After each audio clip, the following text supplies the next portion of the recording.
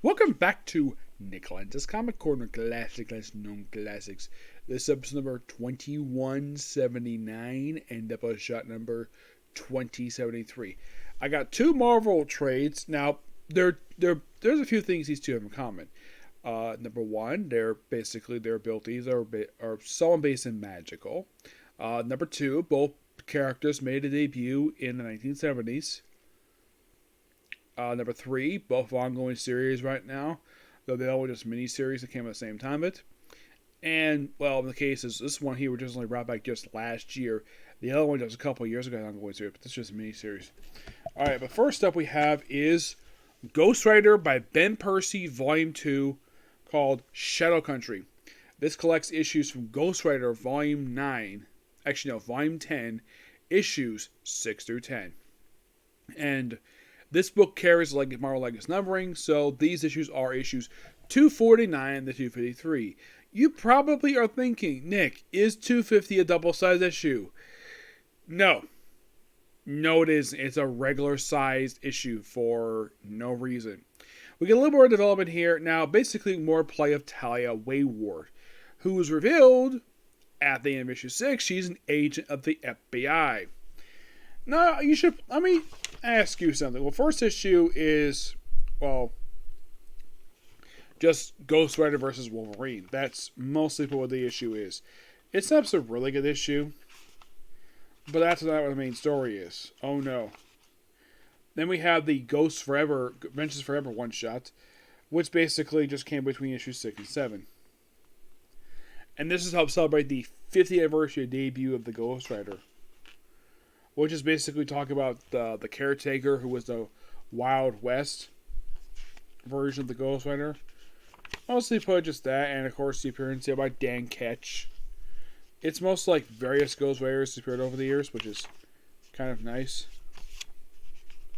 Even the Robbie Reyes Ghost Rider makes appearance in here. Yeah, because it's all about celebrating the 50th anniversary of the Ghost Rider.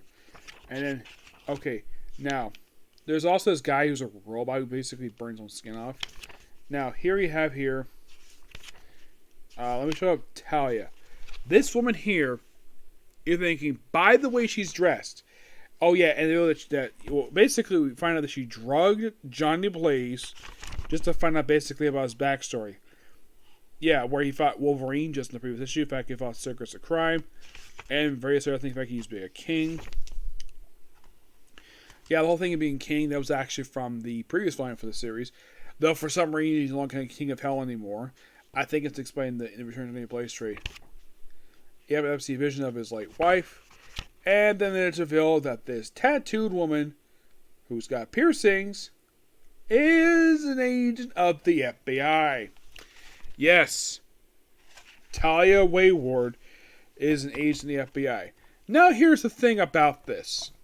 I have to say something about this. Number one, FBI agents do not dress like this at all. They usually wear business clothes. They don't wear goth clothes. Or basically wear a t-shirt, cut up jeans. Now, I do not know of any person, anytime, this is the only fiction FBI agent I've ever seen like this. Because usually it's very professional. Oh yeah, she also wears boots and she's got tattoos. Now, I'm sure FBI agents probably do have tattoos, but they're covered up by their suit coats. Yep. And most of this whole storyline is simply Ghost Rider versus Blackheart. And of course, Talia Wayward asking Johnny Blaze be her partner. Then, after counting this up with the Ghost Rider, and of course, she also gets a chance to kiss him. Yes, Talia gets a chance to kiss him. It's like ashes. But it does lead to a lot of stuff with, the whole supernatural stuff with Blackheart.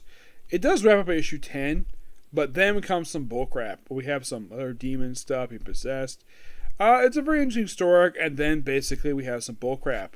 Yeah, so we have it where basically Talia's boss does not believe a single word of her report. Yeah. Where apparently he says that this entire report of supernatural stuff is hearsay. Really. He does not believe in the supernatural, but yet, here's the thing. This is the same universe that has a guy who flies around with a hammer, a guy who's in a suit of armor, a guy who can basically shoot webs out of his wrist. Okay, here's also, we have someone who can freaking fly, a woman who can go giant size.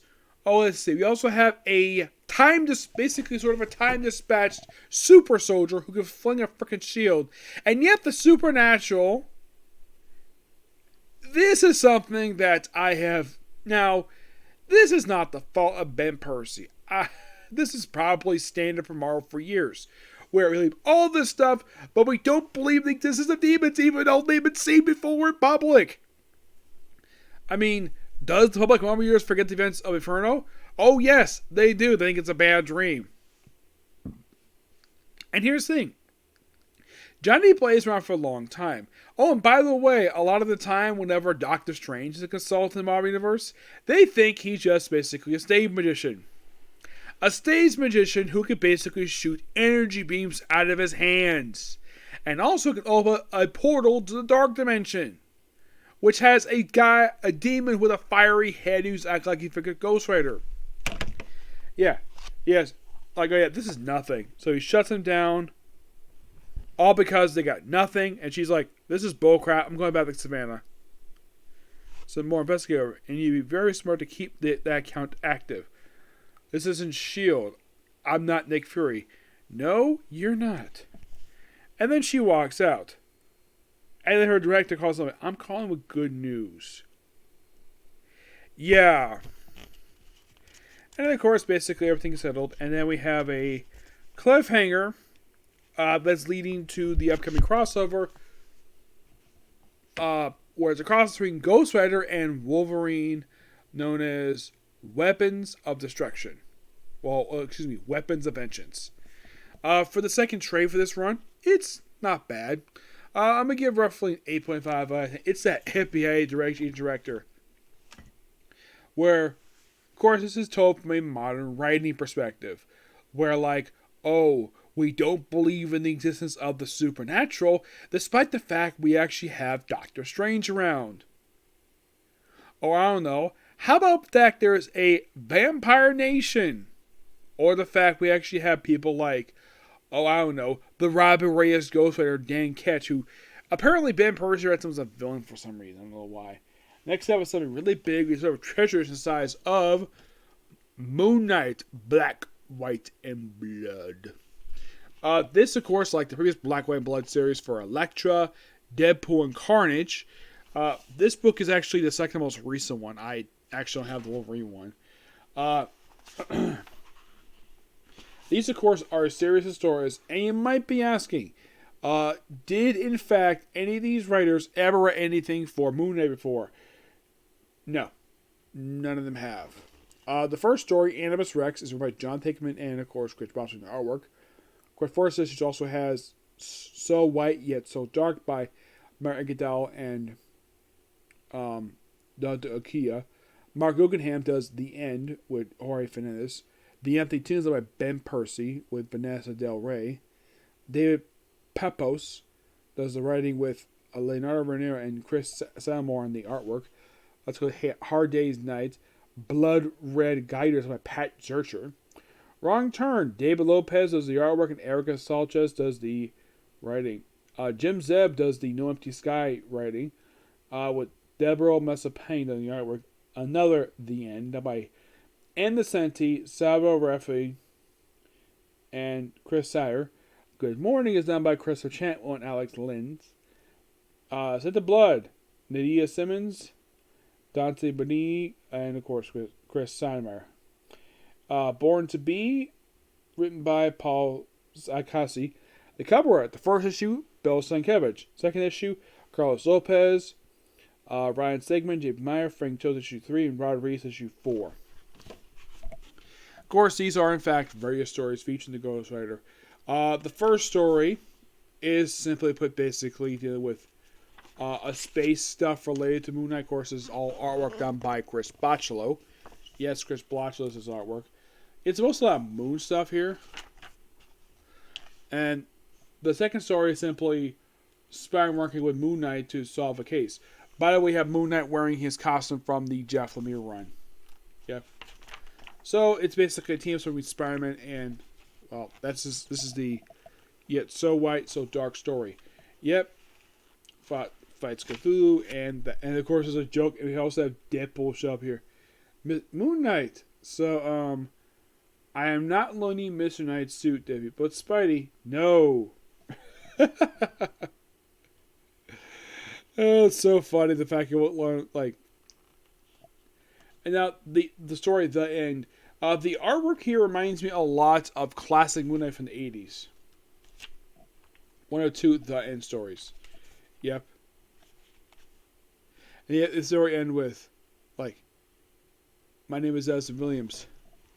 I heard from the night. And his reaction is, welcome to my midnight mission. My name is Mr. Knight. How can I help you? It's Mark Guggenheim. Yeah, and look, we also have this really good cover. They say this is Ryan Sigmund. Reminds me a lot of David Finch's artwork. Yep. But this book is just a series of really cool stories from Moon Knight. I can easily see from the canon of Moon Knight. When it takes place, I don't know, but these stories are really good. I do not recommend this for kids. No. This type of series is for adults only, and people who are also for a long time fans of Moon Knight. Do these feel like Moon Knight stories? Yes. Surprisingly, we don't get Doug Moak right in these issues. I kind of wish he was, but Doug Moak has not done a story in 20 years. Sadly. Yep, so yeah, that's a particular view. Next up is One Piece. And then, case closed. And that might be it, because I don't know if I have time to do Turbo Range tonight. I'll probably do it tomorrow. Okay, next video. Bye.